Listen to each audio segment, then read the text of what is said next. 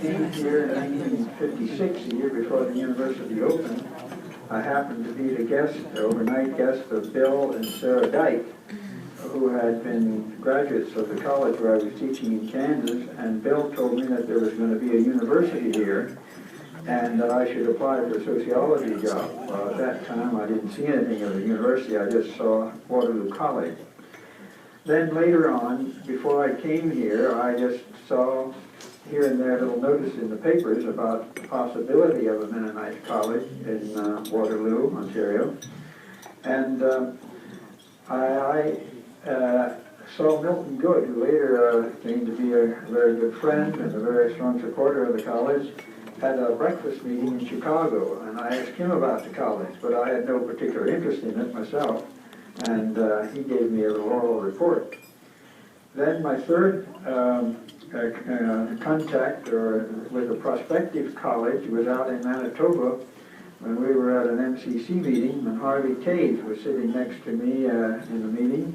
He was at that time the director of the Mennonite Central Committee here in Ontario, had not yet become a national agency in Canada, and he whispered to me, "Would you like to become a president of a college?" That was a new thought, and I said, well, an explosive question like that deserves more airing, and so we went outside and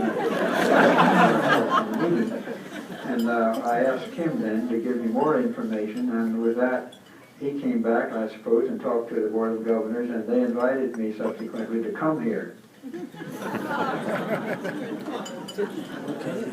Just like that.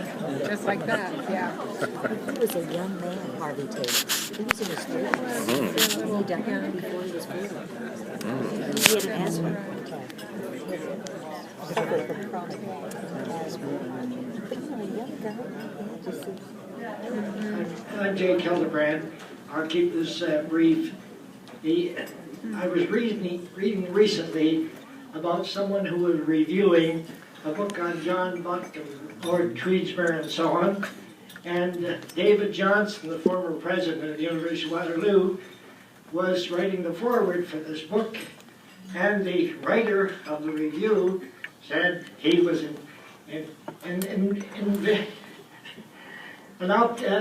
gentleman of the first order. And I said, if that applies to anybody, it applies to Winfield Fretz. And our association, John Giesbrecht, will verify this. We had a terrible time before the formation of the college to convince the conferences that this was a good idea. Some of us had gone to secular universities, and the local people in Vineland and Niagara had written us off pretty well. And then I get to Toronto, and we had some college professors there, and they sort of reassured us that there was some hope for us after all. And so that's how the whole thing got.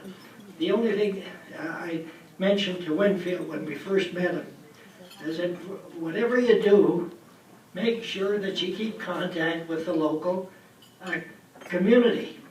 Because if you don't send them a bunch of intellectual snobs. Send them somebody who's going to talk to them at their own level, and you'll do well. And I think he did make it do well. Kathy's going to tell you just a short story about how you get to know somebody very, very personally and close. Oh. Yes, and it happened in a beetle. My husband and I, and Winfield and Marguerite, and John Cornelius Crump traveled through the early Mennonite territories in Europe. It was a long day's journey. We visited Whitmarsum, that's the name of it, yes. Anyway, it was pretty cozy in that beetle, let me tell you. Cornelius was driving, and Winfield sat beside him, And Jake sat on one side at the back and Margarita on the other, and I was in the middle. It was pretty cozy, and it was summertime in Holland. It was hot, believe me. But anyway, we had a good time. And you've heard that Winfield was a very caring person and thoughtful, many adjectives that would apply to him.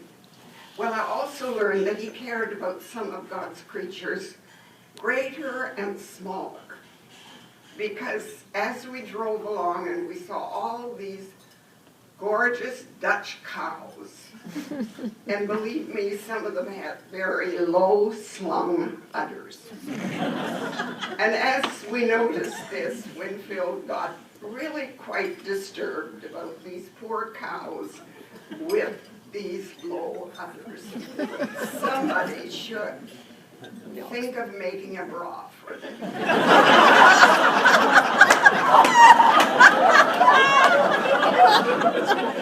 Well, years later I read, I think it was in the Time magazine, that somebody had.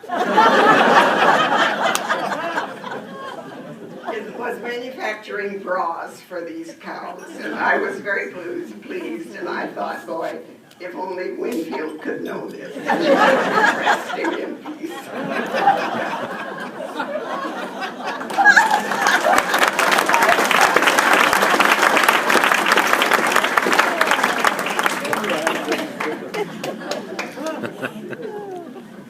Thank you so much.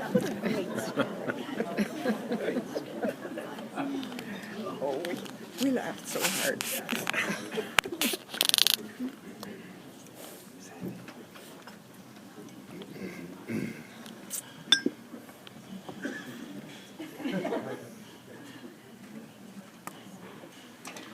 I've been given permission to lower the mic if I need to, so can you let me know if you can't hear me? How's that? Okay. The first time I met Winfield Fretz was in the late spring of 1964 when I was seeking employment after a 3-year stint in India.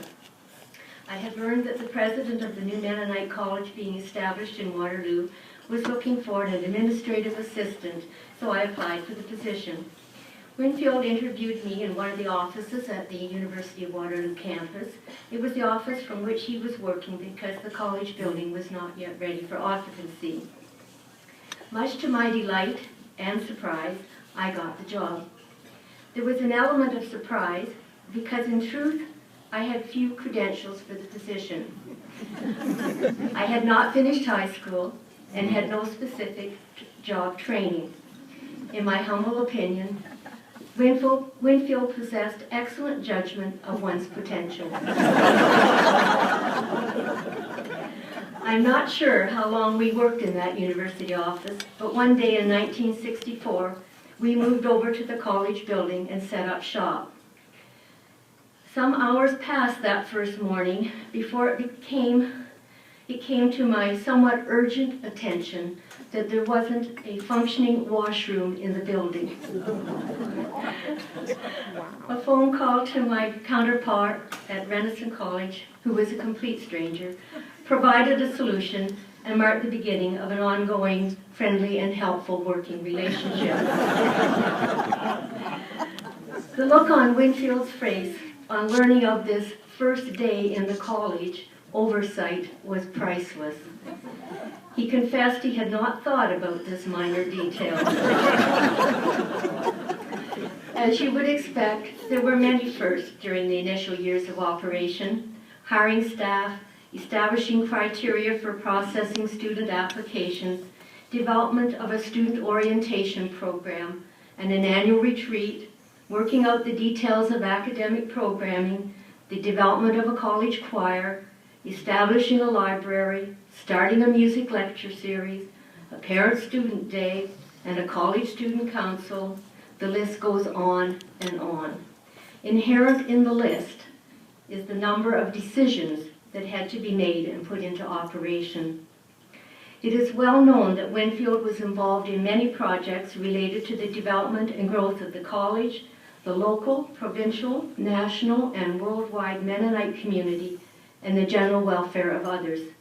During my tenure at the college, he was also raising a family, building a new house, actively participating in church life, teaching and conducting research, and writing. I recall that he applied to conduct research in Siberia, but he was ahead of his time and was turned down by the Russian authorities. He still managed to research and write The Mennonites in Ontario, that was published in 1967 by the Mennonite Historical Society of Ontario. On page 33, you will find a picture of my friend Pauline Baumann and I hard at work in the college office. Winfield accepted many invitations for speaking engagements. People, adults and youth, sought his counsel. Additionally, as you now know, he was a partner in a restaurant business, which I recall as being in Kansas and connected to a Ramada Inn. That memory reminded me how important it was to him that the food here at the college be outstanding in quality and presentation, and that the dining area be pleasant and foster socialization.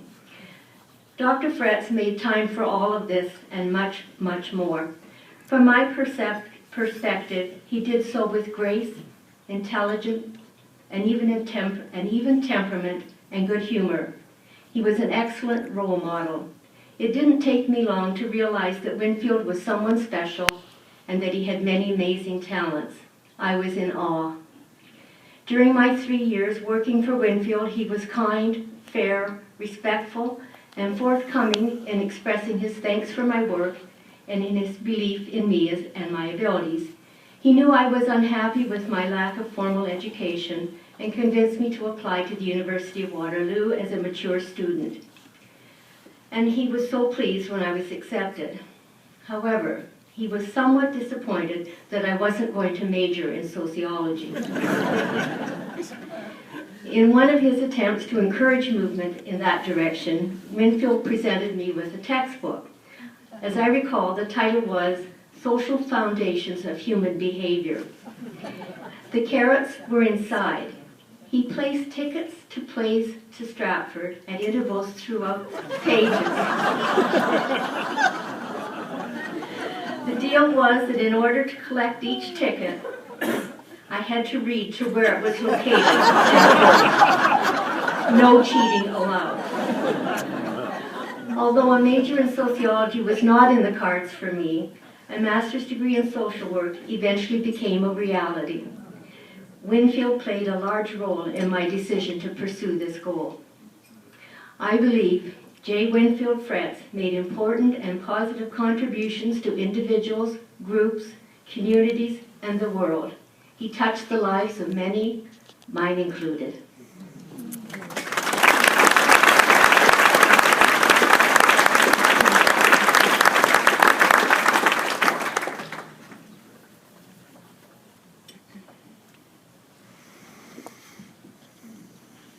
Wow, what a celebration. Congratulations, Conrad Grebel, on your 50 years of excellence. I feel a little out of place as I do not have a BA or a PhD, but it was a privilege to sit down at a table with farmers, office workers, factory workers, administrators, etc., with an educator with an exceptional mind and who was just one of us. In 1963, Winfield Fretz arrived to take the presidency of this place. By February 1964, he woke up a few people about the importance of mutual aid as part of our Christian experience. I was not part of the original meeting, but was co-opted by my Sunday school teacher, Howard Snyder, who thought I should be a part of this movement. It's going to be a big thing. He was the first president of our credit union. Winfield promoted the mutual aid concept. Howard, as manager of the Bell Credit Union, had that background. Most of us didn't know what a credit union was. and Mennonites did many things together, such as building barns, Mennonite Aid, MCC, Relief, and build a college. Why not a Mennonite cooperative to help people financially, where people have deposited money to help others in need with loans and financial assistance? In order to put his thinking into practice, we needed a vehicle. We could not start a bank, so the credit union movement made sense. By law, it had to be called a credit union. Howard Snyder knew the credit union bond of associations, policies, etc., but got a serious lesson on mutual aid from Winfield. The Waterloo County Mennonite Credit Union had to be different from other credit unions. It had to have mutual aid priorities. We were not only for profit, not for charity, but to provide service for others, as Brent has already told you. Winfield wrote a book on Christian mutual aid, which became the credit union Bible for us. He sold me and others about his concept. The following quote reflects the start of his thinking. Mutual aid is a very old practice. Many may say that aid is mutual when two or more individuals work together to achieve a common good. Mutual aid is a reciprocal process in that it benefits all parties concerned. In other words, the beneficial currents flow simultaneously in opposite directions. The idea of working together to accomplish a desired goal is much older than doing it alone. In a very real sense, mutual aid is a fundamental law of the universe as much as it is an inherent part of God's creation. End of quote. Even though Winfield was a college president, he was just one of the guys around the table. No ladies in those days. He brought himself down to our level. He was not overbearing, but a good listener. After long discussions, he would interject, from a mutual aid perspective, I suggest we do this. Winfield encouraged the new organization to provide financial service to needy people, those who may be rejected by a bank or other financial institutions. In other words, the Inter-Mennonite gathering of individuals represented church and mutual aid perspectives, with a strong intention of helpfulness to needy brothers and sisters. This was borne out in the search carried out by early leaders for persons in financial distress whom they could assist. This very new credit union reflected a deliberate policy of being the lender of last resort and those in dire need. This practice was counter to the thinking of many people.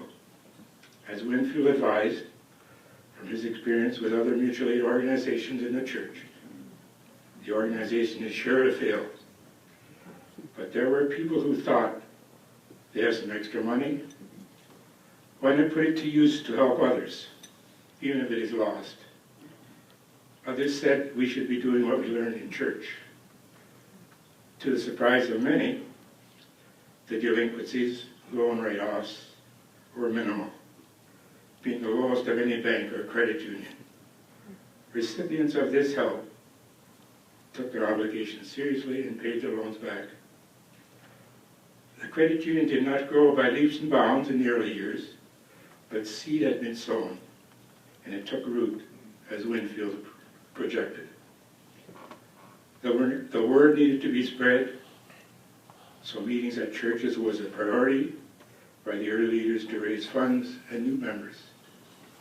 Some churches did not allow the promotion of a financial institution in their building, but converts to the new service did not flinch but moved forward. Being converted by Winfield, I was one of the early leaders involved in this promotion. There were early objections that Winfield warned us about, such as no financial organization can survive without profit as its motive for being there. Others determined that their financial information should not be known by the Mennonites working in the credit union. And we are not going to join a union. Thinking we were part of the credit union movement was not part of the labor movement. The name star is Waterloo County Mennonite Credit Union, a bond of association serving Mennonites, Amish, Brethren in Christ persons. With pressure from members outside the Waterloo County boundaries, the board applied for a Province of Ontario bond, which was accepted. Therefore, the name changed to Mennonite Credit Union Ontario Limited. Then again, in response to a negative reaction by some persons to the word credit only and union, together with the needs at times to restrict loans due to the lack of deposits or savings, the name was again changed to Mennonite Savings and Credit Union, putting more emphasis on the savings or deposit component of the organization, with which Winfield would have agreed. The credit union continues to grow with offices in 8 communities in Ontario with an asset of $850 million. Wow, that's a lot more than it was earlier. The credit union itself required a mutual aid injection at one point in the early 80s, when the Deposit Insurance Corporation came down on credit unions due to the lack of capital and reserves. Some credit unions were failing during poor economic times. The directive came down to increase reserves and capitals to 5% of assets within a short period of time, or they would come in and show us how to run it. This did not appeal to us. It was important that we not drastically change our service to members. So the board decided to back up this. The board decided to go back to the membership for aid. Shares were increased to $250 from $5, unheard of in the credit union movement. The patronage fund, returned to members each year, was deposited in separate ownership benefit shares, accounts for each member, rather than directly to them, and could not be removed unless there was an emergency, death, or the purchase of their first home. Mutual aid in action. The capital deposits and reserve plan came within the guidelines and in the time frame. This was mutual aid in action by our members. Winfield could have applauded us for this approach to solving our problem. A continuation of his understanding of mutual aid, today the credit union has introduced new ways of raising capital and reduced share requirements and allowing members to cash in their patronage shares. The last area I wish to mention is a fellowship or mutual aid assistance fund, now Mennonite Assistance Services. Members were asked to deposit low or no interest funds in the credit union to help other members in need of low interest loans. These loans took about 10 times the effort for staff, but the resulting effect was very fulfilling. What bank would promote such an activity? During my time at SCU, we reached $2.5 million.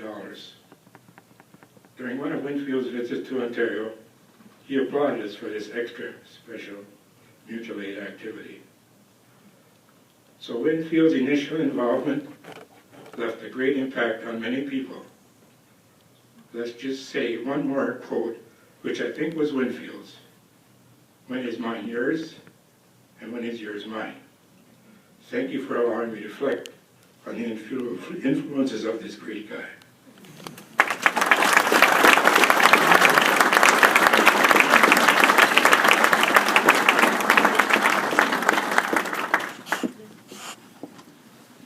Well, thanks, Cliff, and thanks everyone for your tributes to Winfield. I think the people that have said yes to saying a few words about Winfield did a wonderful job of reflecting the wide variety of impact that Winfield had. And let's thank those that gave the tributes.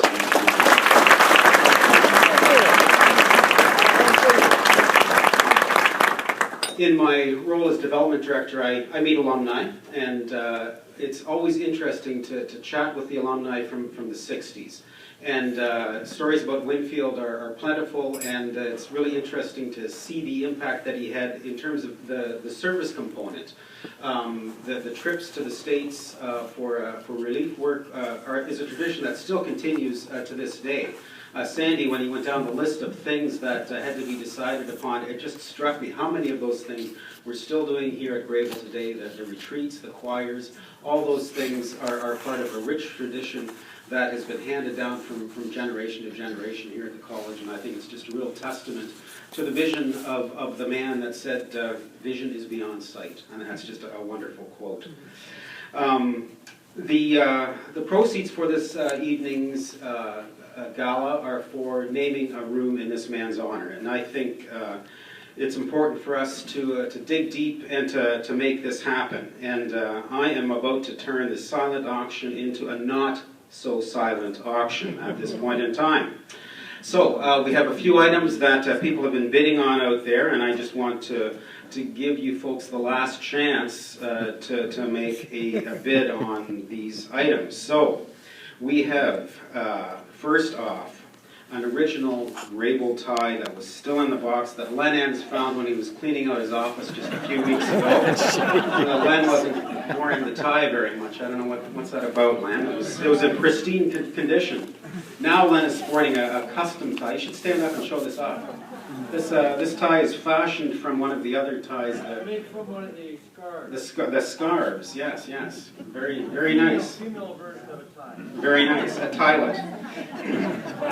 So our winning bidder so far for the tie in the box is David Crome at $24. Anybody want to up David on that? Or do we want to send David home with a tie for $24? Going once, going twice. David. 30. Oh, there we go, 30. Yeah. Thank you very much. Just on the line there, Byron, a board member. He needs another tie, doesn't he? I have 30. Dave, do you want back in on this? 32. Thank you, 32. All right, are we going up from that? 35. 35. Let's get big increments here, gentlemen. We're going to be here a long time. 45. That sounds better. 50. 50 is a round number. Oh, at the back there, sorry. Oh, I had 50 before. Let's go again. 60. That sounds better. Going once. 75. 75. Here, wow, this is good. 75. Ed, Jansen, you're going to have to help me. We did this auction before. Can you work the room for me? 75. Who do we got in at 75? Byron? Byron's in at 75. Anybody up on that? Once. Twice. 90. Oh, that's a nice round number. Thank you very much. Right at the wire. Anybody going over that? You know what the next number is. It's pretty easy, but you know. 90 in the back corner. Once. Twice.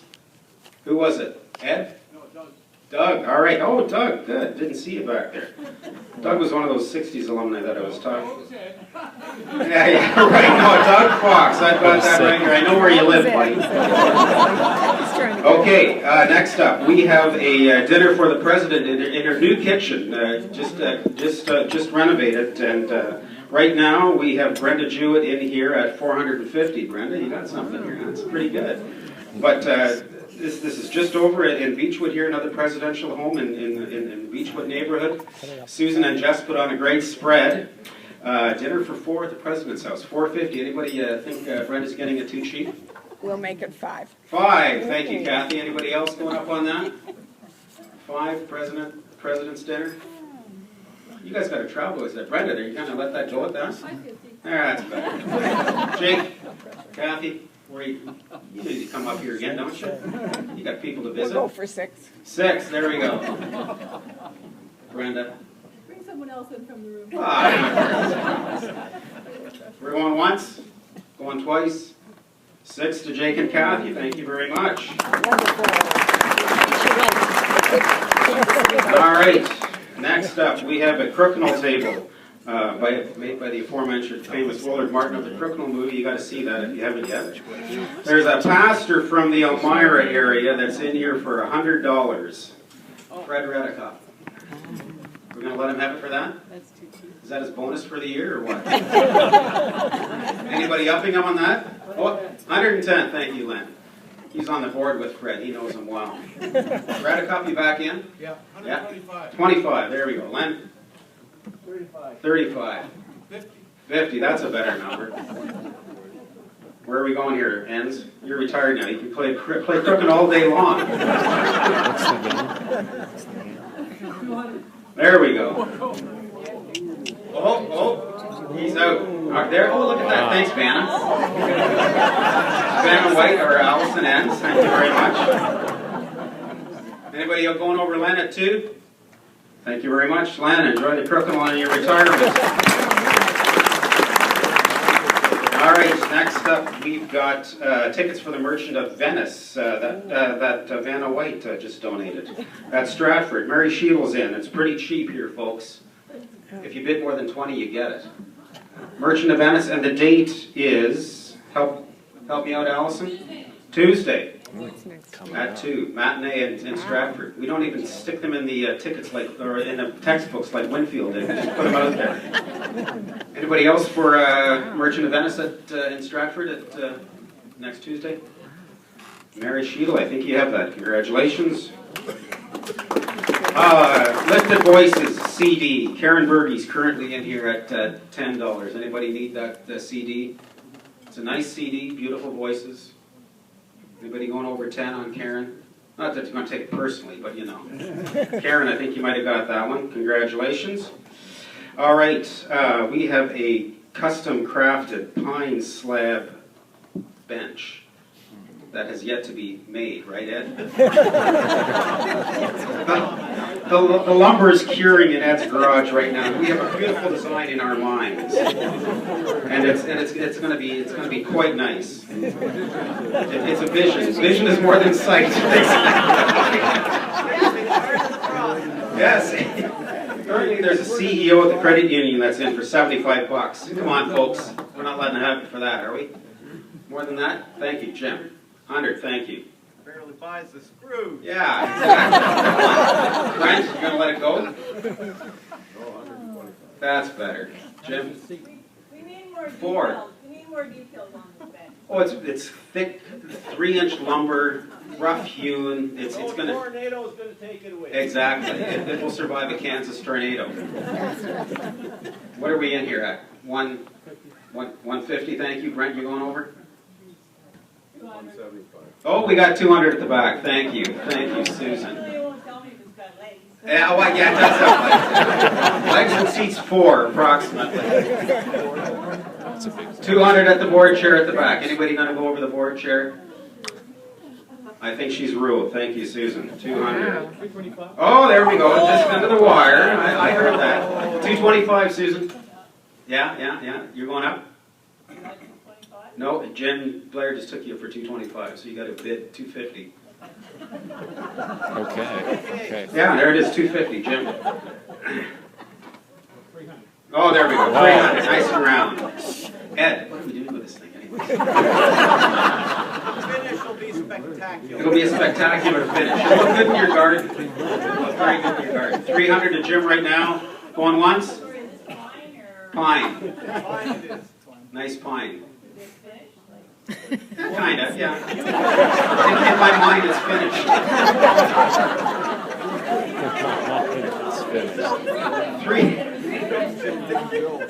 300. We got Jim here at 300. I think you going over that? I said 350. 350. So when's it to be delivered? Yeah. Now you're getting the details. I don't know. All right, we're giving it to Taves at 350. 400. All right. I think it just got sold, Susan.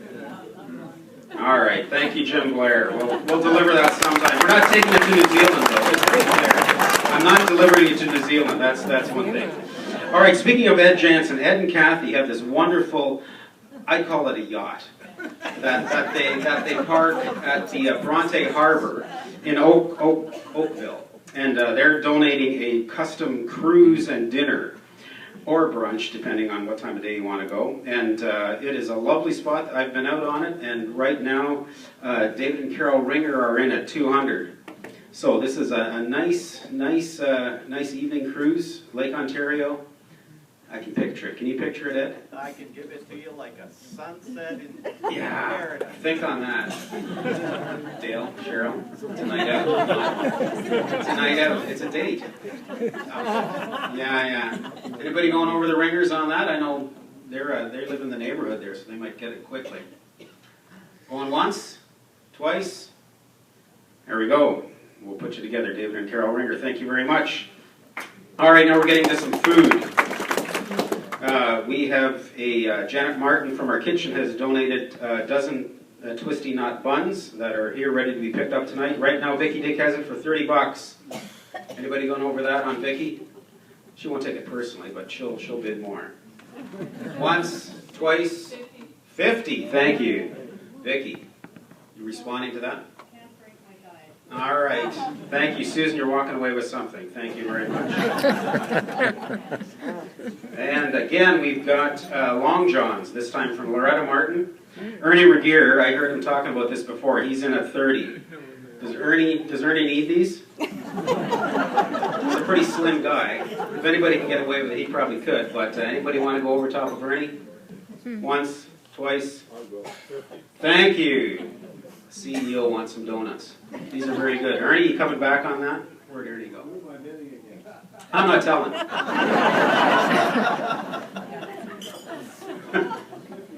55. 60. Ernie? 75. 75. Huh? Look good on Ernie. There you go, Ernie. 75. Thank you very much. All right, we've got two packages for golf here, and one is at the Deer Ridge with Jim Blair, and the other is at the Hunt Club with Jim Good in London. So, I know there's golfers in the audience, and right now there's one golfer that's got them both. So we can't let that happen. Okay, so the deal is, I'm looking at Diane Lichty as a golfer. Henry Patko, I've seen you golf. You need to get out more often. And Leroy Shantz. You golf like 2 times a week, don't you, Leroy? So we're gonna go first on the on Jim Good in London. So right now the bid is only at 150 with Richard Dick. So Leroy, want to go to London? You wanted to golf the Hunt Club. I did actually. Yeah, well, here we go. 200. Thanks, Leroy. Richard, you going over that? 250, thank you. Leroy? You letting him have it for 250? You know what's going to happen? Leroy, we'll do it this way. You can have it for 2, and Rich can have it for 250. You're both going, because it's a threesome, so we'll do it that way.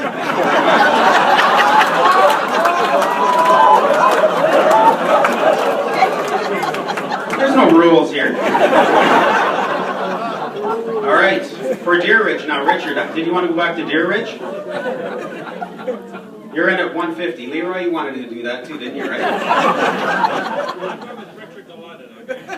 Just one time out? I think we're going to put this one back up and get it going again. Anybody else on this, Lichty? No? No, you can go anytime you want. All right, we're going to put this back in, so we're going to get that one going tomorrow and get a package together. And finally, we have a house concert with a band of no discernible talent. And right now, I think, I lost my sheets here, I need an auction organizer. I think the winning bid, here we go, right now is Don Zare at 300. Don and Wendy have a lovely spot out in the Hamburg, and I'm looking forward to playing that gig. But Brenda, this is your chance. You were the last bidder, or anybody else in the room. It's a 4 or 5 piece band, depending on if we have a drummer or not, and 6 if we need a sound system, and then Bruce runs the sound system. So depends on the size of the audience whether you need it amped or not. But wide variety of music, gospel, a little bit of Celtic tunes, and you know, some down east stuff too. And yeah, here we go. Are you on top of this, Dave? It's 300 right now. You know, we could do the party here instead of Winnipeg. I didn't put in travel things in here. So anybody going on top of 300? Anybody in the audience? Once? Yeah, you have to feed us. Yeah. You have a nice place there. We didn't even play in a chicken barn. We've done that before. Empty the chicken barn and we'll go. 400, thank you very much. Don? You've got a nice beat. These house concerts, I like this. It's a big gig in the big city if we get this one. We have never played that far. Or New Hamburg. Right? You going up on that? 400? Do you do country? Oh, I do. We play both kinds of music too, country and western. 5? 5, thank you very much. Going over that? 550? 6? Now she's laughing.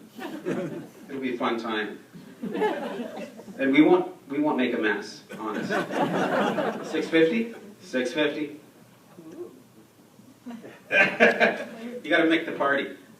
Well, we gotta host the party too. Yeah, well, that's sort of, it's a kitchen party, right? Like there's a party word in there. 7? All right, okay, well, we're going to do Hamburg. That was our chance. We'll talk to you later. We might do that. Thank you very much, Don and Wendy, for that. And thank you very much for the bidding. This will help our cause and build the Winfield Fretz Seminar Room. John, thank you much for hosting. Let's give John a hand for helping us with this evening event.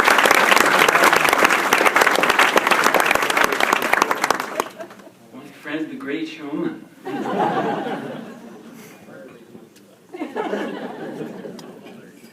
It's been an evening of rich fare, food and music and reminiscences and tributes. And this is only one of many events for the anniversary weekend. We leave here grateful for what Grebel has been and hopeful for what it's becoming. We leave here grateful for the imprint that Winfield has left on the college, on the credit union, and on us. We leave here grateful for old friendships that have been made new tonight. Peace be upon us as we leave. Deep peace, Christ's peace. Go well.